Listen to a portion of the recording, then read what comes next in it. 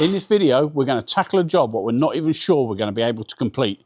It's going to take us down some funny paths. We're going to have to call in reinforcements from Darren Quinn from Mechanic Mindset, and we're still not even sure whether we're going to be able to fix it.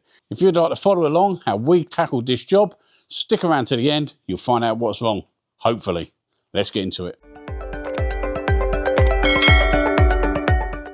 So, today we've got something slightly different. Normally when we record a video, we record the ones what we know we're going to get a result on, because we like to give you an end result, you know, start to finish, broken to fixed, you know, that type of thing. Today we're going to show you what we come across when we're deep into a job and we don't know what the end goal is going to be or what the end result is going to be. So this one is 2016 Range Rover Evoque convertible, as you can see. This is a car dealer. He's gone to the auction, he's bought this car, paid the money. Next day they phoned him up, yeah, we can't move the car, it's broken down, we don't know what's going on with it, we're keeping your money, fix it yourself.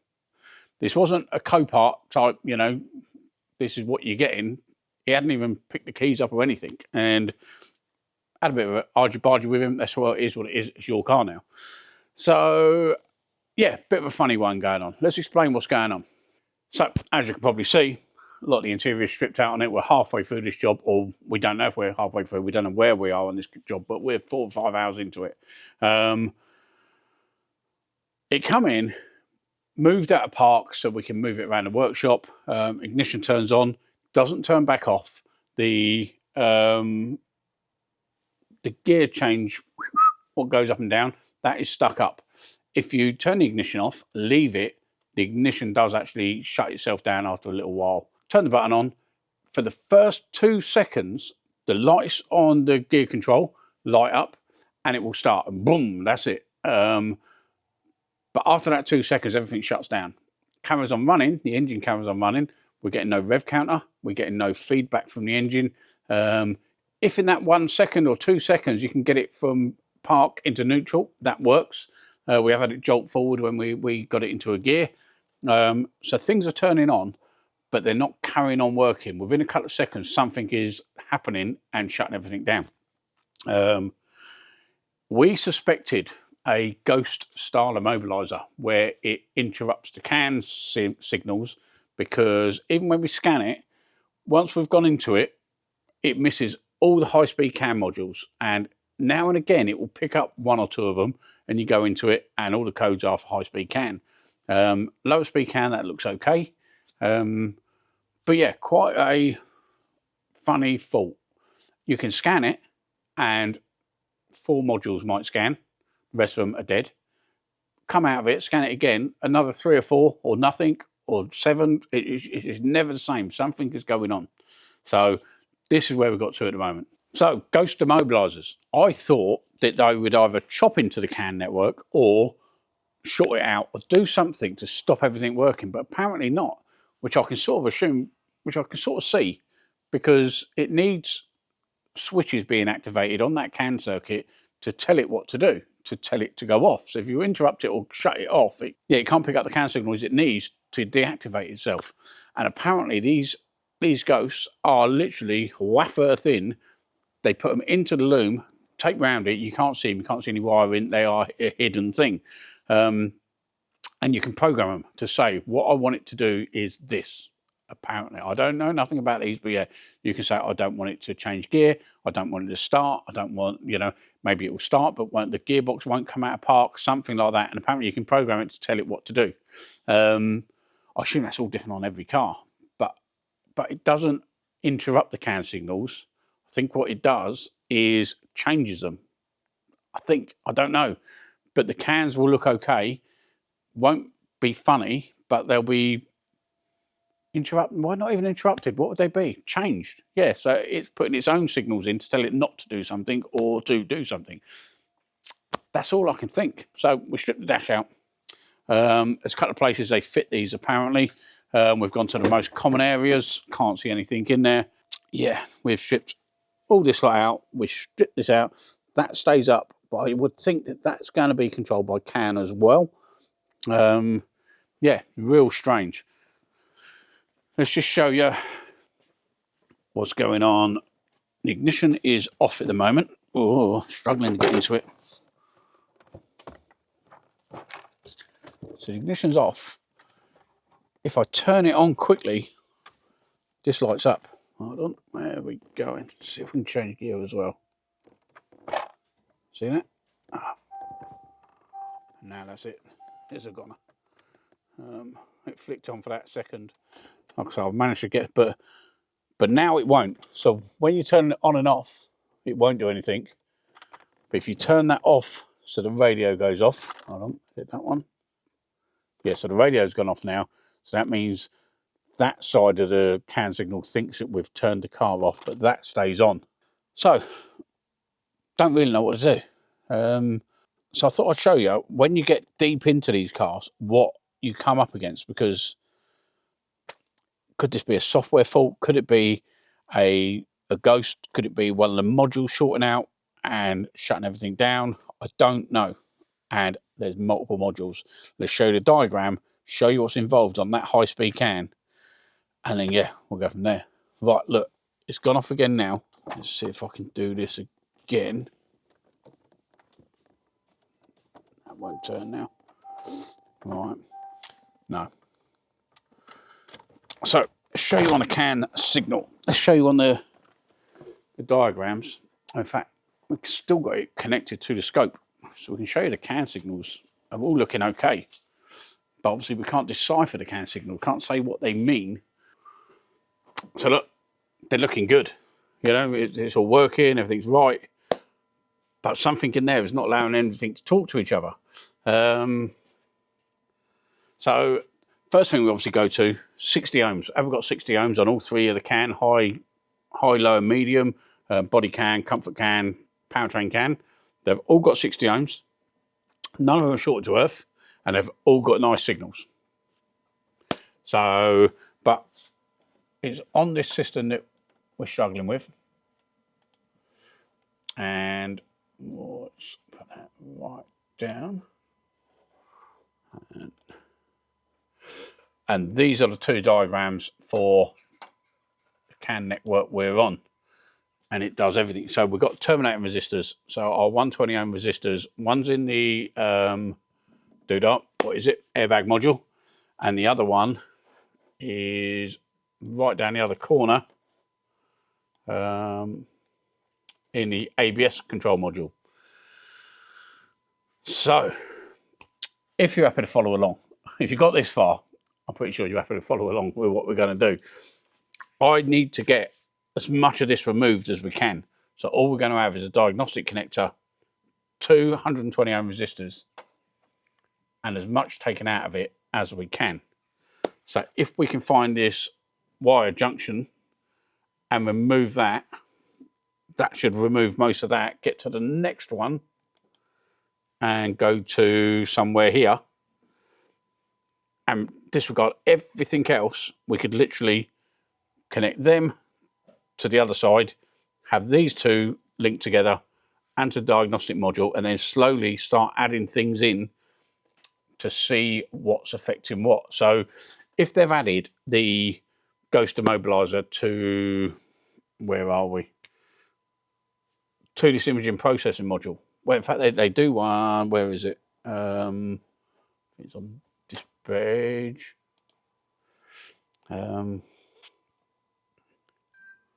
Parking aid control module. If it's connected there, right at the back of the car, if we try and remove that and remove that, connect them two together with disregarding that, everything should come back online apart from these, and it might give us an indication of where we need to go to find what's going on. Again, it might not be that. It may be one of these control modules doing something, but I can't see it. You know, if we had a short or anything like that, we should see it on the scope, and it's looking good. So this is going to be a bit of a waffly one, and you know, but I don't know what else to do. I think it'll be an interesting one to see how far we get along. I'll say 4 or 5 hours into it now. Might spend another 3, 4, 5 hours on it and not get anywhere.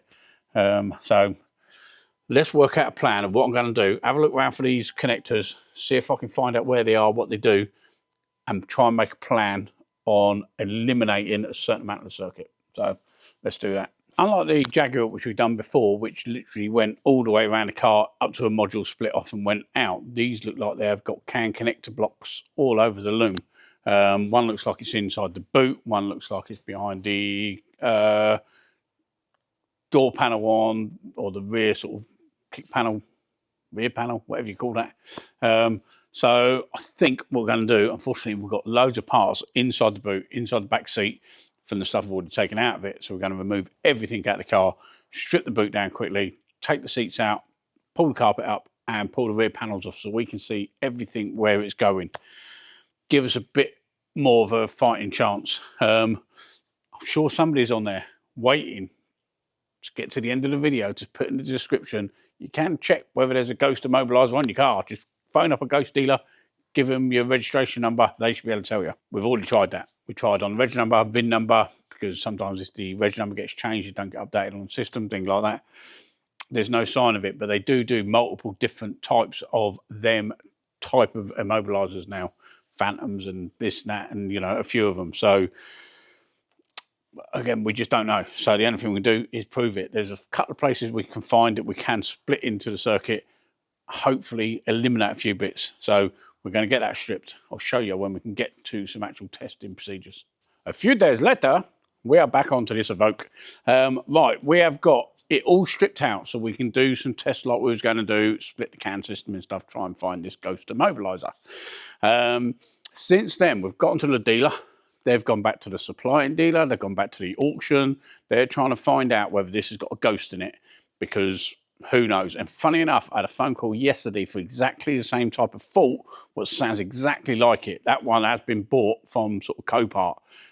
The chances of getting through to the original owner or the last owner of that are pretty remote. But this one, the dealers and the auction have managed to get in touch with the customer, spoke to the customer and asked that customer to phone up our customer. They're phoned up, never had a ghost fitted to it. Why did this drive through the auction?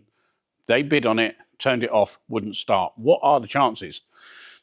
Unfortunately, it looks like it's happened. So we're not looking for a ghost, apparently, but you're never sure. Maybe I had one in there as soon as it, I don't know how they work, but you know, from the time it was made, what happens if it was on there when service mode, now it's tripped out of service mode and it's happened, battery went flat? I don't know. Something could have happened. We're still not sure. And again, that's what's rattling around in my mind. So there we go. So now what we've got to do, we have got to go right away through the CAN system, find out what's going on and why it's doing it. We're going to have to go deep as we can into each system, find out what's going on. We have got a couple of bits what we've noticed since it's happened. With the ignition off, a lot of things talk to each other. With the ignition on, they don't. So I'm going to get this set up. We're going to move it over. We'll have a lot of space around us. We'll get the scan tool on it. We'll get the scope set up. We'll run through what we're going to do and hopefully be able to fix it. Let's have a look. Just a quick one before we get back into this Land Rover. Something I don't really like doing, but for us to continue making these videos at the sort of rate we are and trying to improve the channel, we are trying to build the channel up a lot. So if you could subscribe to this channel, it costs you nothing. It's literally press the button down below, click subscribe, stick like in it, and tell us what you like about this channel. It will help us out. Hopefully build this video up, hopefully get a few more subscribers, and it's something we can continue with. Like I say, we've got cameramen coming in. We're trying to build it up. We're trying to make things better for you. We don't want any money from you, but we do want to try and build this channel. Also, there's a link down below to SY Diagnostics. He's had his channel hacked and it's been closed down. He does very similar type of work to what we do, but he's trying to build his channel back up. He spent 8 years trying to build his channel up. Somebody's gone on there, put some naughty content on it, and they've just shut it down. He's lost everything. So go down there, check out what he's doing, give him a subscribe, just watch one of his videos. It's going to help him more than it's ever going to help me by what we've been asking him to do. So if you could do that, I'd really appreciate it. Let's get back into this Land Rover. Okay, right, we are set up, ready to work on this car.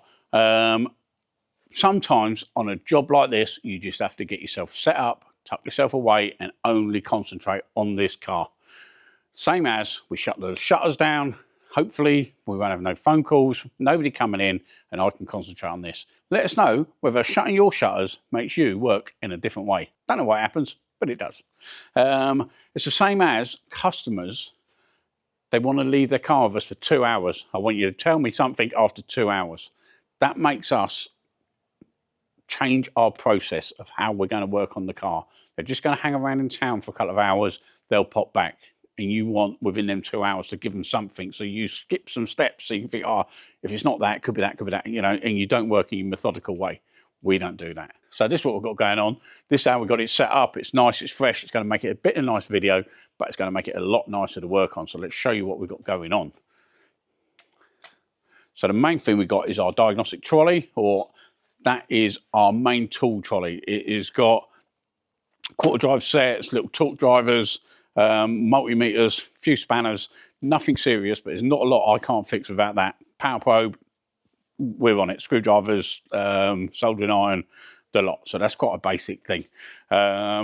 Think car stand. We've got the main Think car 399. We've got our battery support unit. We've got a borescope if we need it. Oscilloscope, again, another power probe. We've got our picoscope set up on the big telly so we can drag that over. We've also got a whiteboard for anything what we need to know. We have listed down all the CAN circuits on this car, and they are in order of how I've got them on our diagrams on the telly. So again, I've run through them and just duplicated them, and we can open up one at a time without having to go backwards and forwards, and that will make it that much better. And of course, job's a cup of coffee. So I'm going to show you what I found on this so far, and then we'll try and work out some tests of how we're going to do what we need to do. Okay, so we have read the VIN number out of this. This is what we have found is the biggest thing on this car. If I just open the door, it sort of wakes the car up.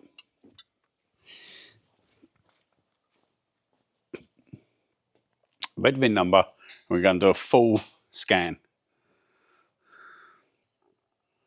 So obviously, most of the modules are off at the moment, but we're getting enough to talk to.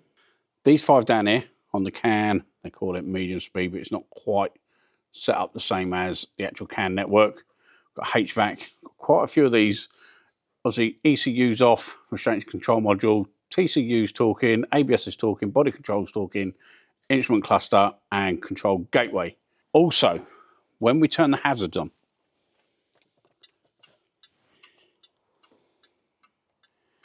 you can see the car is talking to the instrument cluster to turn them on, look. Yeah? Turn the ignition on. So that comes on. They're flashing, but they stop. They'll just freeze. They'll stop clicking. Oh, there we go. So they're still going on the outside of the car. But the car is now not talking to that dash cluster. Something is shut down on the system. Let's go right back, and we're going to rescan it. You would think it was going to talk to more because the ignition's on.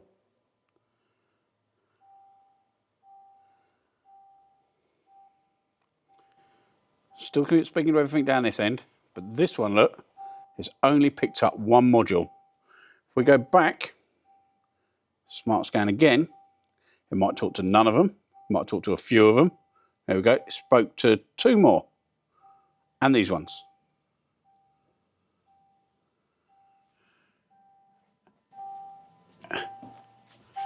Still not flashing on the dash.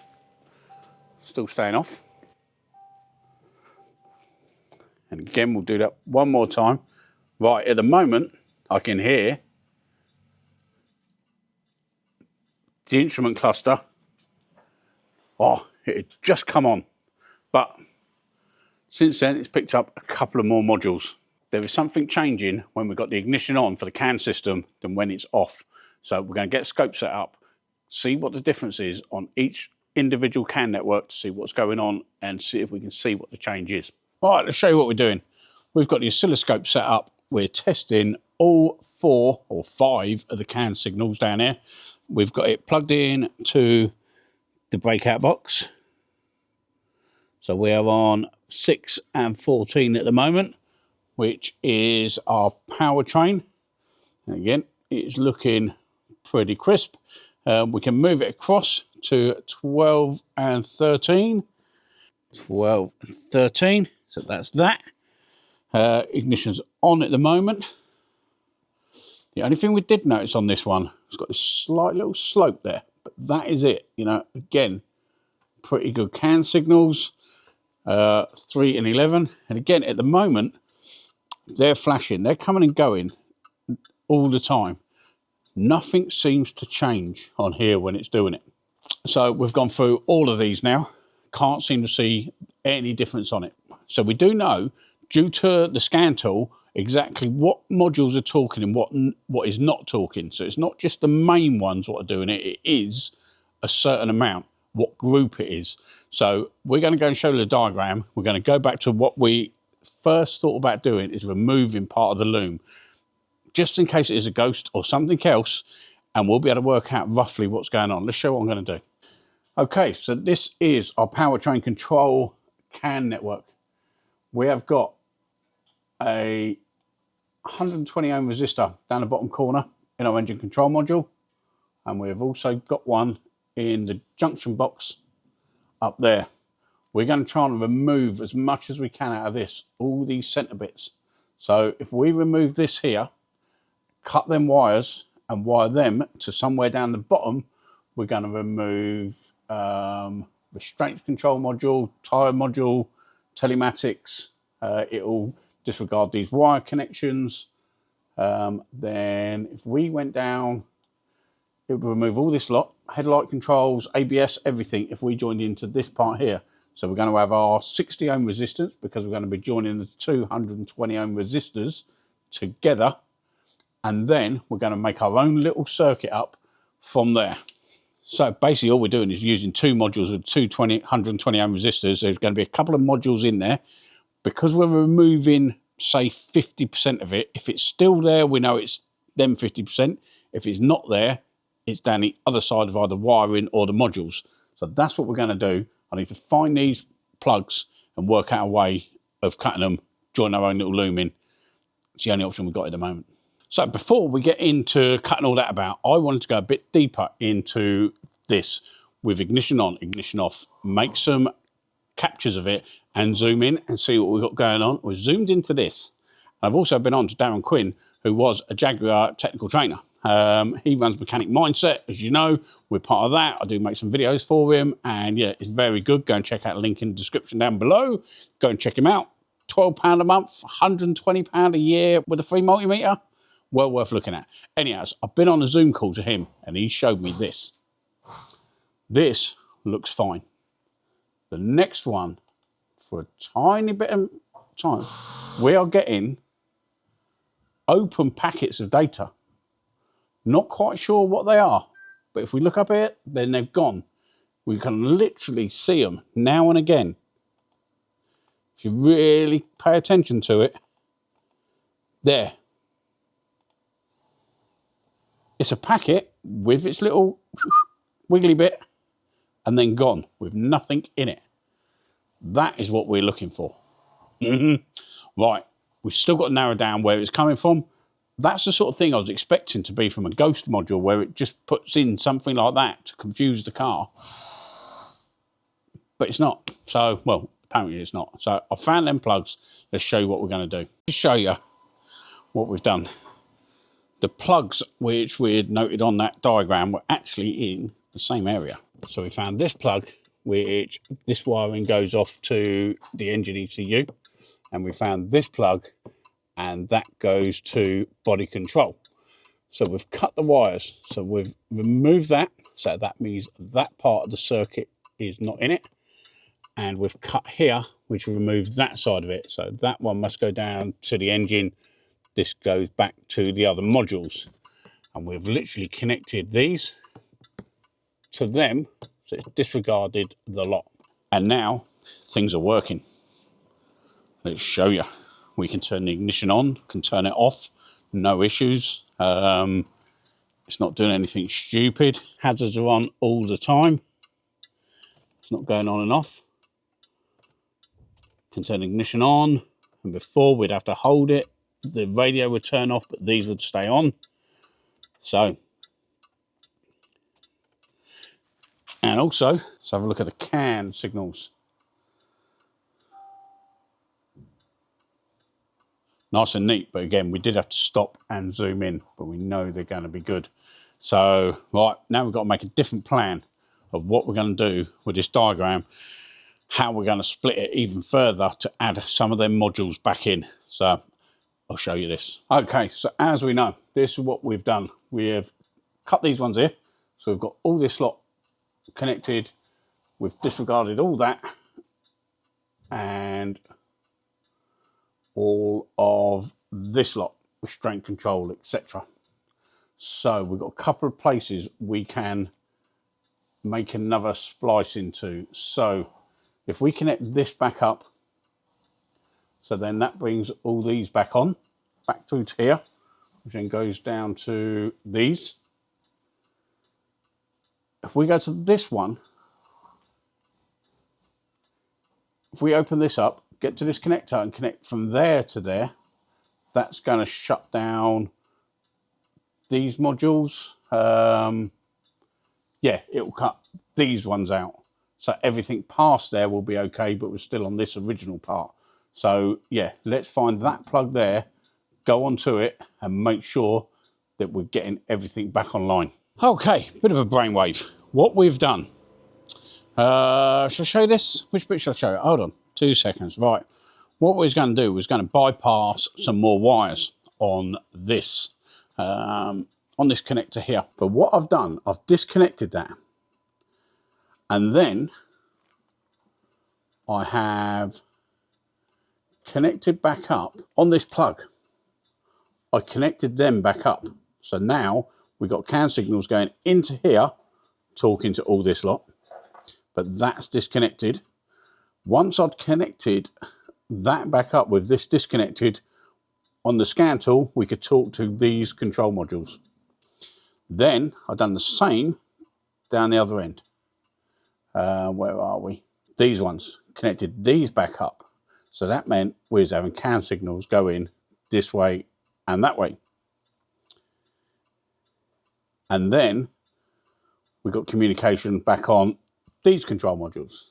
All we've done now, let me just show you, we've got communication with everything. On the scan tool, got communication back with all the control modules. We have connected back up. So this was a connector which had that plug in it, which joined all of them together. We connected this lot of wires back together, but we've kept the looping back up to there, and we've done the same up there. But we've done them one at a time, and that everything's good. In fact, I haven't started it. It wouldn't surprise me if it turns over and starts. Gear selector's back on, everything's back on, everything's talking, apart from 2 control modules. Let's have a look. Live on channel 4. Doesn't start.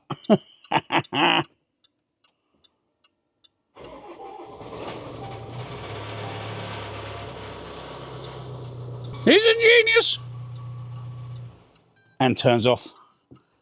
The WAS has gone down. It's the first time that's gone down since it's been here. Now, all we need to do to show what we've got left is, where are we? Could be a bit of a pain. If you've watched the main CAN video, which I done on the F-Pace, very similar thing to this. Is it the 4x4 Jaguar? Definitely what I've done one on anyway. Them wires dropped out the back of the car, underneath the car, and had corrosion on them. But I don't know. So we know it's either on that wire or the control module. I'm going to find out where it is, get underneath, disconnect that, and then we can connect that plug back in. If the plug connects up, it's all good. Right, we have disconnected diff module. Little module just in front of the diff. I don't know if it's connected to it or not. All we're going to do now is pull them bypasses out, pull them out. If we plug this back in and the indicators start mucking about, we know it's in the wiring. If we plug it back in and it stays right, ignition's not on, hold on. Ignition's on. Is that going to come up? How long does that take to come up normally? Maybe it only comes up when it starts. Don't know. Let's go and have a look at the scan tool, see what it can't talk to, because all it shouldn't be able to talk to is that rear module.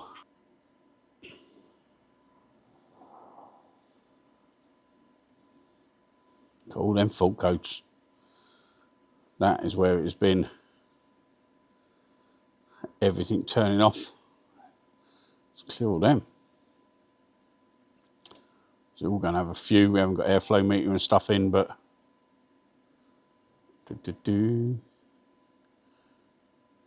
yeah, a lot of them are clearing, but it's not going to like that diff being unplugged anyway. And the CAN signal looks good. Ta-da! So at the moment, that's completely back to how it was, apart from the rear diff unplugged. And